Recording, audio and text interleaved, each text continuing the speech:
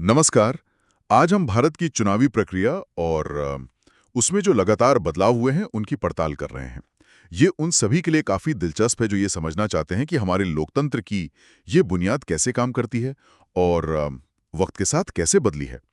हमारे पास चुनावी सुधारों पर ही फोकस करने वाले एक दस्तावेज के कुछ हिस्से हैं।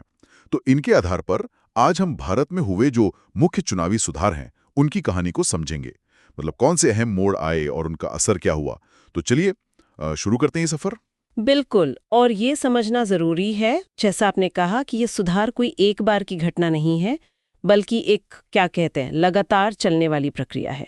लक्ष्य हमेशा यही रहा है कि चुनाव ज्यादा स्वतंत्र हों, निष्पक्ष हों, पारदर्शी हों और सबकी पहुंच में हों। इसे समझने के लिए हम इसे मोटे तौर पे 4 दौर में देख सकते हैं। 1996 से पहले का समय, फिर 1996 के वो अहम सुधार, उसके बाद का दौर और फिर करीब 2010 से लेकर अब तक जो बदलाव हुए हैं। तो ठीक है, पहले दौर की बात करते हैं। 1996 से पहले एक बहुत बड़ा बदलाव मुझे याद आता है, वोट डालने की उम्र 21 से घटाकर 18 साल करना। ये क्यों अहम था? हाँ, ये बहुत बड़ा कदम था। ये 1988 में 61st संविधान संशोधन से हुआ था। इसका सीधा असर ये हुआ कि देश के करोड़ों युवा, जो पहले शायद सिर्फ देख रहे थे, अब सीधे चुनावी प्रक्रिया का हिस्सा बन गए। उनको आवाज मिली। और इसी समय 1988 में ही एक और चीज हुई। जो चुनाव के काम में लगे सरकारी कर्मचारी होते हैं ना, उन्हें चुनाव आयोग के अधीन माना गया। अच्छा, मतलब चुनाव के दौरान? हाँ, चुनाव के दौरान, ताकि उन पर सीधा नियंत्रण और अनुशासन चुनाव आयोग का रहे। इससे निष्पक्षता बढ़ाने में मदद मिली। और इसी शुरुआती दौर में कुछ ऐसे कदम भी उठाए गए जिससे सिर्फ गंभीर उम्मीदवार ही चुनाव लड़े, ऐसा कुछ था? जी बिल्कुल।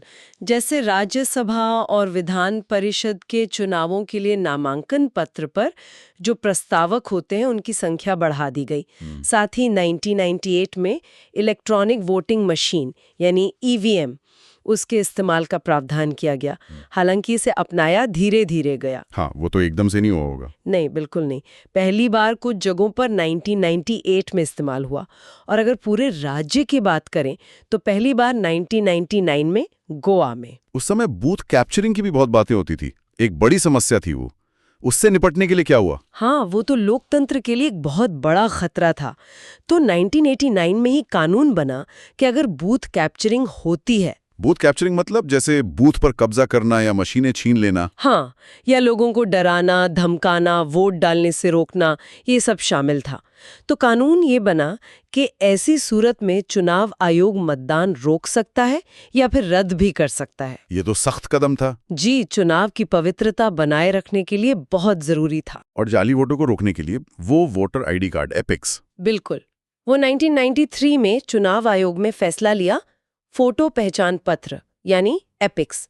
इससे जो फर्जी वोटिंग होती थी या कोई किसी और के नाम पर वोट डाल देता था, हाँ। उस तरह की गड़बड़ियों को रोकने में काफी मदद मिली। और ये तो आज भी जारी है, क्योंकि हर साल नए वोटर जुड़ते हैं, लिस्ट अपडेट होती है। चलिए बातें हैं 1996 के दौर पर। इसे तो सुधारों की एक लहर जैसा कहा जाता है, शायद दिनेश गोस्वामी समिति की सिफारिशों के आधार पर। इसमें तो कई तरह के बदलाव एक साथ हो लगते हैं। सही कहा आपने। 1996 का साल चुनावी सुधारों के लिहाज से वाकई बहुत महत्वपूर्ण था। इसमें कई पहलू एक साथ जोड़े गए। एक तरफ तो प्रक्रिया को सुधारा गया, जैसे उम्मीदवारों की लिस्ट बनाने का तरीका बदला। वो कैसे? मतलब अब 3 कैटेगरी बना दी गई। मान्यता प्राप्त दलों के उम्मीदवार, फिर रजिस्टर्ड लेकिन गैर मान्यता प्राप्त दलों के, और फिर निर्दलीय। और हर कैटेगरी में नाम अल्फाबेटिकल ऑर्डर में। अच्छा। दूसरी तरफ चुनाव का माहौल साफ सुथरा बनाने की कोशिश हुई, जैसे मतदान खत्म होने से 48 घंटे पहले तक शराब की बिक्री या बांटने पर पूरी तरह रोक लगा दी गई। और उम्मीदवारों की गंभीरता और निष्पक्षता बढ़ाने के लिए भी कुछ खास हुआ इस दौर में? हाँ, कई चीजें हुई।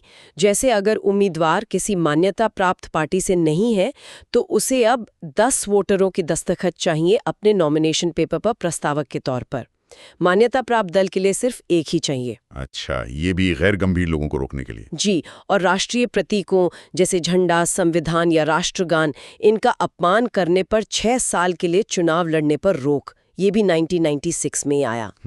एक और अहम बदलाव था कि अगर वोटिंग से पहले किसी उम्मीदवार की मौत हो जाए तो अब चुनाव रद्द नहीं होता, पहले हो जाता था। हाँ, तो फिर क्या होता है? अब अगर वो उम्मीदवार किसी मान्यता प्राप्त दल से था तो उस पार्टी को 7 दिन का समय मिलता है दूसरा उम्मीदवार खड़ा करने के लिए।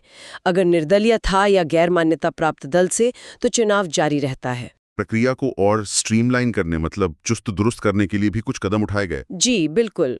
जैसे अगर कोई सीट खाली होती है संसद या विधानसभा में तो 6 महीने के अंदर उपचुनाव कराना जरूरी कर दिया गया। हाँ, इसमें 2 अपवाद हैं।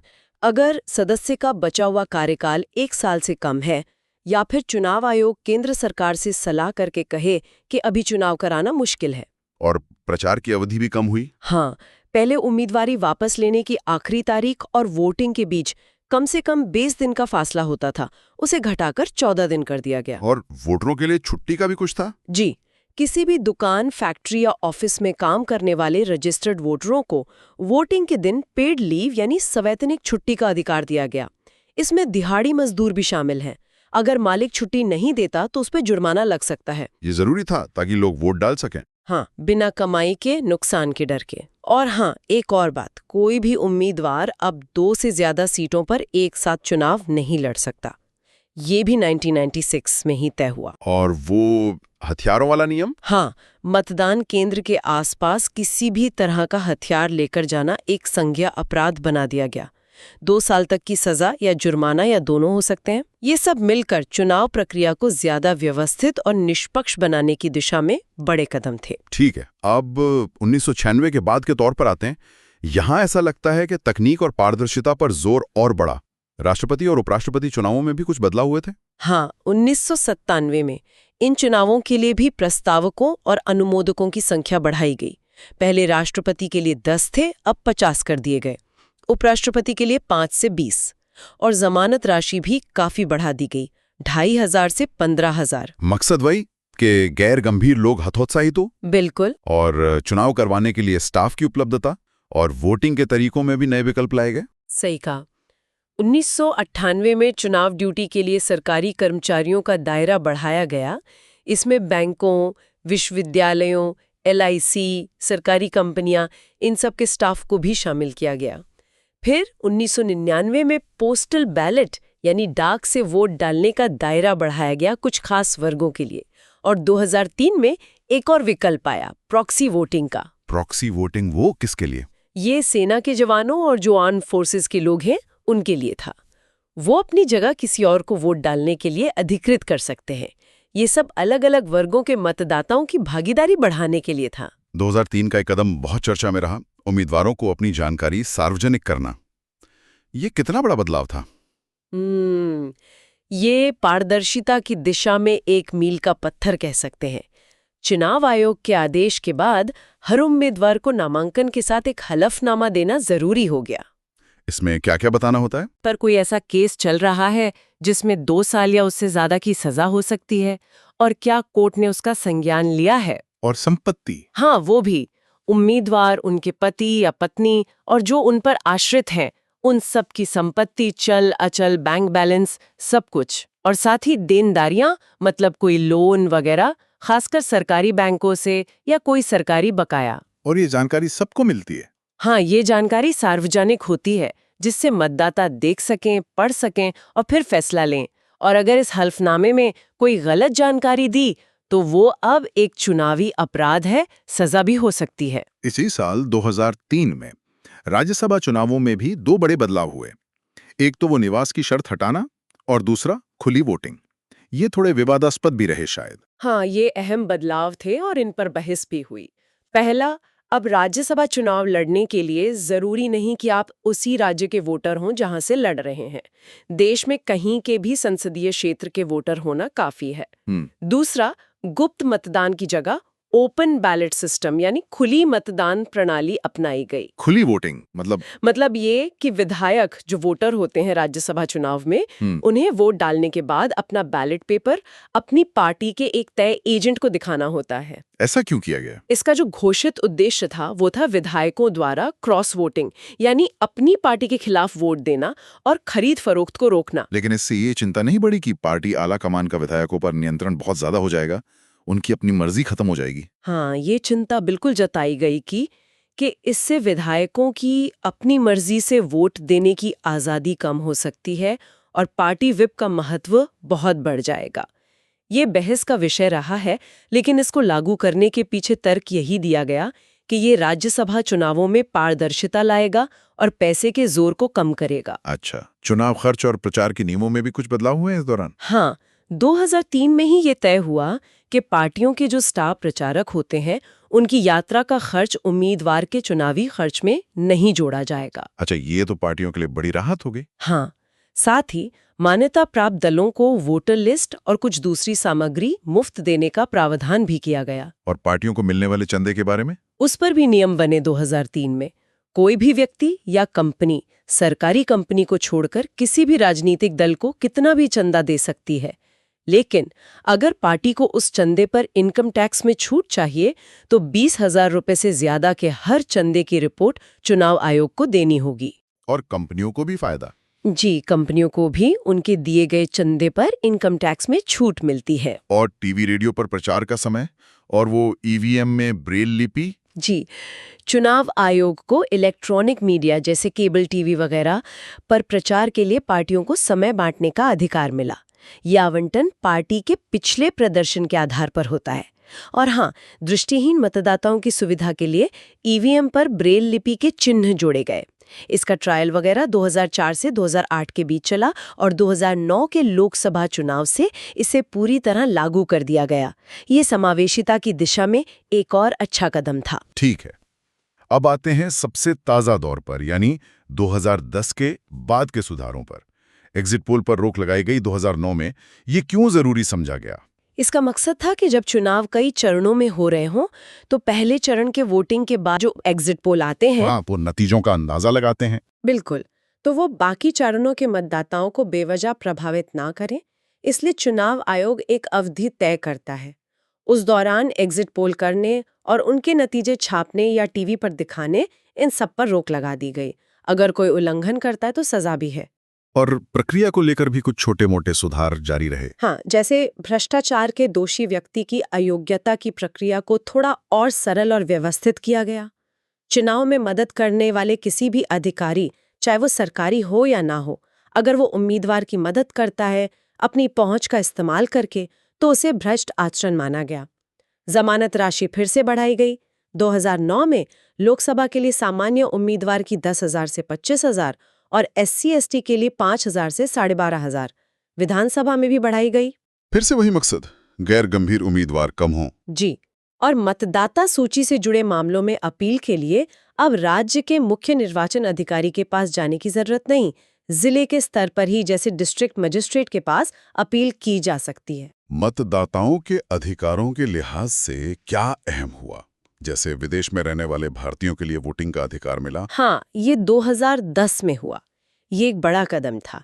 जो भारतीय नागरिक विदेश में रह रहे हैं, नौकरी, पढ़ाई या किसी और वजह से उन्हें वोट देने का अधिकार मिला। शर्त यह है कि उनका नाम भारत में किसी वोटर लिस्ट में न हो और उन्होंने किसी और देश की नागरिकता न ले ली हो। तो वो वोट कैसे डालते हैं? उन्हें अपने पासपोर्ट में जो पता दर्ज है उस निर्वाचन क्षेत्र में अपना नाम रजिस्टर कराना होता है। फिर 2013 से वोटर लिस्ट में नाम जुड़वाने के लिए ऑनलाइन अप्लाई करने की सुविधा भी शुरू हो गई। और नोटा, ये विकल्प भी इसी दौर में आया। ये काफी चर्चा में रहा। इसका क्या मतलब है और क्या वाकई इसका कोई असर होता है? नोटा यानी नन ऑफ द अबव, मतलब उपरोक्त में से कोई नहीं।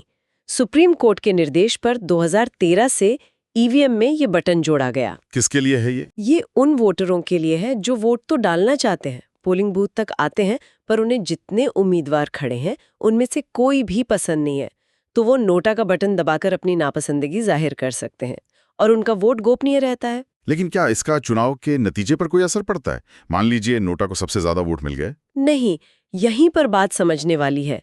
नोटा को मिले वोटों को कुल वैध वोटों की गिनती में शामिल नहीं किया जाता जब ये तय होता है कि किसकी जमानत जब्त होगी या कौन जीता। मतलब अगर नोटा को सबसे ज्यादा वोट मिल भी जाए, तब भी जिस उम्मीदवार को दूसरे नंबर पर सबसे ज्यादा वोट मिले हैं वही जीतेगा। तो फिर इसका फायदा क्या है? बस विरोध दर्ज कराना? हाँ, मोटे तौर पर आप कह सकते हैं कि इसका उद्देश्य यही है कि मतदाता को राइट टू रिजेक्ट यानी अस्वीकार करने का एक एहसास मिले, भले ही उसका व्यवहारिक असर नतीजे पर ना हो। ये राजनीतिक दलों पर एक तरह का नैतिक दबाव जरूर बनाता है कि वो बेहतर उम्मीदवार मैदान में उतारें। कुछ लोग कहते हैं कि इसे और मजबूत करना चाहिए। हाँ, ये बहस होती है। कुछ लोग मानते हैं कि शायद भविष्य में इसे ऐसा बनाया जा सकता है कि अगर नोटा जीत जाए तो चुनाव दोबारा हो, लेकिन फिलहाल ऐसा कोई प्रावधान नहीं है। ये अभी सिर्फ असहमति जताने का एक माध्यम है। और फिर आया वीवीपैट सिस्टम। ये क्या भला है और क्यों इतना जरूरी माना गया? वीवीपैट यानी voter verifiable paper audit trail, ये ईवीएम के साथ जुड़ी एक स्वतंत्र मशीन होती है। काम कैसे करती है ये? जब आप ईवीएम पर अपनी पसंद के उम्मीदवार का बटन दबाते हैं तो वीवीपैट से एक पर्ची छपती है। उस पर्ची पर उम्मीदवार का सीरियल नंबर, नाम और उसका चुनाव चिन्ह छपा होता है। ये पर्ची आपको एक शीशे की खिड़की से करीब 7 सेकंड के लिए दिखाई देती है। अच्छा, ताकि मैं देख सकूं कि मेरा वोट सही गया है। बिल्कुल, आप पुष्टि कर सकते हैं कि आपका वोट सही जगह गया है या नहीं। उसके बाद वो पर्ची अपने आप कट और नीचे एक सीलबंद डिब्बे में गिर जाती है। और अगर मुझे लगे कि वोट गलत गया तो आप उस पर्ची के आधार पर वहीं पीठासीन अधिकारी से शिकायत कर सकते हैं, उसे चुनौती दे सकते हैं। इसके लिए नियम बने हुए हैं। इसे क्यों लाया गया? ईवीएम पर शक था क्या? देखिए, ईवीएम की विश्वसनीयता पर बीच बीच में सवाल उठते रहे हैं। वीवीपैट उसी का एक जवाब देने की कोशिश है। ये वोटर के मन में विश्वास जगाता है कि उसका वोट सही दर्ज हुआ है। सुप्रीम कोर्ट ने भी 2013 में इसे स्वतंत्र और निष्पक्ष चुनाव के लिए अनिवार्य बताया और कहा कि इसे धीरे धीरे लागू किया जाए। तो ये अब हर जगह इस्तेमाल होता है? हाँ, अब तो इसे लगभग सभी चुनावों में ईवीएम के साथ इस्तेमाल किया जा रहा है। पहली बार 2013 में नागालैंड के एक उपचुनाव में हुआ था और 2014 के लोकसभा चुनाव में भी कुछ चुनिंदा जगहों पर इस्तेमाल हुआ था। अब ये स्टैंडर्ड प्रैक्टिस है। अच्छा, जेल में बंद लोगों के चुनाव लड़ने के अधिकार को लेकर भी कुछ कानूनी उतार चढ़ाव हुए। हाँ, वो भी 2013 के आसपास की बात है। पहले सुप्रीम कोर्ट का एक फैसला आया था, पटना हाई कोर्ट के फैसले को बरकरार रखते हुए, कि जो व्यक्ति जेल में होने के कारण वोट नहीं डाल सकता वो चुनाव भी नहीं लड़ सकता, क्योंकि वोट डालने का अधिकार नहीं तो वो मतदाता नहीं रहा। लेकिन ये तो बदल गया बाद में। हाँ, इस फैसले को निष्प्रभावी करने के लिए संसद ने जनप्रतिनिधित्व अधिनियम 1951 में बदलाव किए। 2 नई बातें जोड़ी। पहली ये कि सिर्फ इसलिए कि कोई जेल या हिरासत में होने की वजह से वोट नहीं दे पा रहा, उसका नाम वोटर लिस्ट से नहीं हटेगा, वो मतदाता बना रहेगा। और दूसरी ये कि संसद या विधानसभा का सदस्य सिर्फ इसी कानून के तहत ही अयोग्य ठहराया जाएगा, किसी और आधार पर नहीं। तो नतीजा क्या निकला? नतीजा ये है कि फिलहाल जेल या पुलिस हिरासत में बंद व्यक्ति भी चुनाव लड़ सकता है, जब तक कि उसे किसी अपराध में बाकायदा दोषी ठहराकर कानून के तहत अयोग्य न घोषित कर दिया गया हो। और दोषी सांसदों विधायकों की सदस्यता तुरंत खत्म होने पर भी सुप्रीम कोर्ट का एक बड़ा फैसला आया था। बिल्कुल, ये भी 2013 में हुआ था। ये बहुत अहम फैसला था। सुप्रीम कोर्ट ने कहा कि जैसे ही किसी सांसद या विधायक को किसी आपराधिक मामले में दोषी ठहराया जाता है, उसकी सदन की सदस्यता तत्काल मतलब उसी वक्त खत्म हो जाएगी। पहले ऐसा नहीं था? नहीं, पहले जनप्रतिनिधित्व कानून में एक धारा थी, सेक्शन 84, जो कहती थी कि दोषी ठहराए जाने के बाद भी सांसद विधायक को अपील करने के लिए 3 महीने का समय मिलेगा, और अगर वो अपील कर देते थे तो जब तक अपील का फैसला नहीं आता वो सदस्य बने रहते थे। तो कोर्ट ने उस धारा को ही खत्म कर दिया? हाँ, सुप्रीम कोर्ट ने उस धारा 84 को ही असंवैधानिक करार दे दिया। कहा कि संविधान संसद को सदस्य चुने जाने और सदस्य बने रहने के लिए एक ही तरह की अयोग्यता का कानून बनाने का अधिकार देता है, अलग अलग नहीं।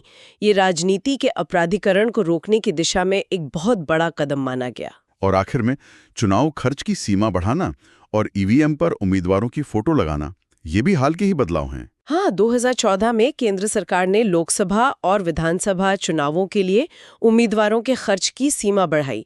जैसे बड़े राज्यों में लोकसभा के लिए पहले 40 लाख थी, उसे बढ़ाकर 70 लाख कर दिया, और विधानसभा के लिए 16 लाख से 28 लाख। काफी बढ़ोतरी है ये तो। जी, और 2015 से ईवीएम और बैलेट पेपर पर उम्मीदवार के नाम और चुनाव चिन्ह के साथ उसकी फोटो भी लगाई जाने लगी। फोटो क्यों? ताकि अगर एक ही नाम के कई उम्मीदवार हों तो वोटर को कंफ्यूजन ना हो, वो काश। फोटो देखकर पहचान सके कि उन्हें किसे वोट देना है। फोटो उम्मीदवार के नाम और चुनाव चिन्ह के बीच में दिखती है। तो इन सारे बदलावों को अगर एक साथ देखें पिछले कई दशकों के, तो क्या तस्वीर उभरती है? ये तो साफ है कि एक लगातार चलने वाला सफर रहा है, रुका नहीं है। हाँ बिल्कुल, ये पूरी यात्रा दिखाती है कि कैसे समय समय पर जो चुनौतियां आईं उनका जवाब देने की कोशिश की गई है। कभी युवाओं को जोड़कर इसे और समावेशी बनाने की कोशिश हुई, जैसे उम्र घटाना या प्रवासी वोटिंग, तो कभी नियमों और तकनीक से निष्पक्षता बढ़ाने की कोशिश हुई, जैसे खर्च की सीमा तय करना, वीवीपीएट लाना, नोटा देना, उम्मीदवारों से जानकारी मांगना। प्रशासनिक क्षमता बढ़ाने और पारदर्शिता लाने पर भी लगातार जोर रहा है। ये एक तरह से संतुलन बनाने का लगातार प्रयास है। बिल्कुल। तो सुनने वालों के लिए सोचने के लिए एक बात छोड़ जाते हैं। हमने देखा कि कैसे दशकों से सुधार हो रहे हैं नई नई चुनौतियों के जवाब में। आज के दौर में गलत सूचना मतलब मिस इन्फॉर्मेशन और सोशल मीडिया का प्रभाव चुनावों पर बहुत ज्यादा बढ़ गया है। जिन ऐतिहासिक सुधारों की हमने बात की उनमें इनका सीधा जिक्र नहीं था, क्योंकि तब ये शायद उतनी बड़ी चुनौतियां नहीं थीं। तो क्या चुनावी सुधारों का अगला मोर्चा इन नई डिजिटल चुनौतियों से निपटना हो सकता है? ये सोचने वाली बात है।